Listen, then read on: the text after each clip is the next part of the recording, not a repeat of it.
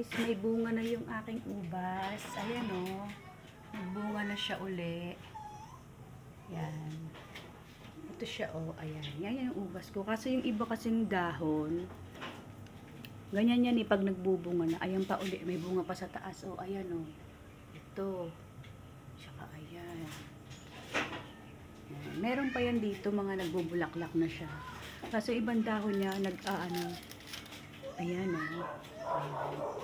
Ayan o, mga nagbubulaklak na siya. Ayan, madami na siya o.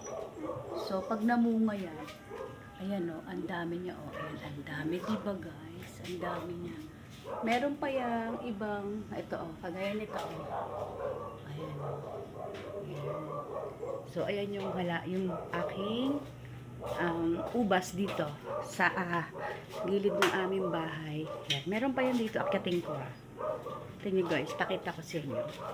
Kaya tayo dito. Kasi yung iba niya, umano na siya, gumapang na siya sa taas. Ayan.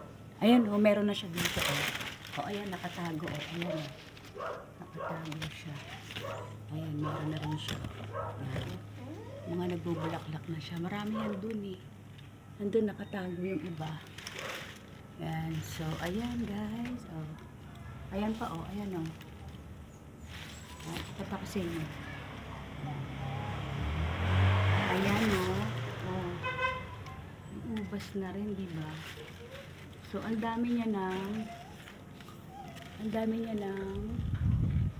bunga. Kasi tag-ubas na ngayon. Diba guys? So, ayan. Baba ulit tayo. Ayan. Diba? Ang dami niya ng Alam ko marami na tong bulaklak, nakatago lang yung iba. Kasi bumagsak to. Ayan o, bumagsak siya. Kasi natamaan itong hagdan namin. So, bumagsak siya. But anyway, may bunga naman siya. Nagbulaklak pa rin siya. Ayan o. O, ayan. Dito naman, meron din dito o. Diba? Kaso lang kasi paulan-ulan siya. So, sana wag naman bumagsak yung mga bulaklak niya. Ayan o. Ang dami niyang bulaklak o. Ayan o. Ayan.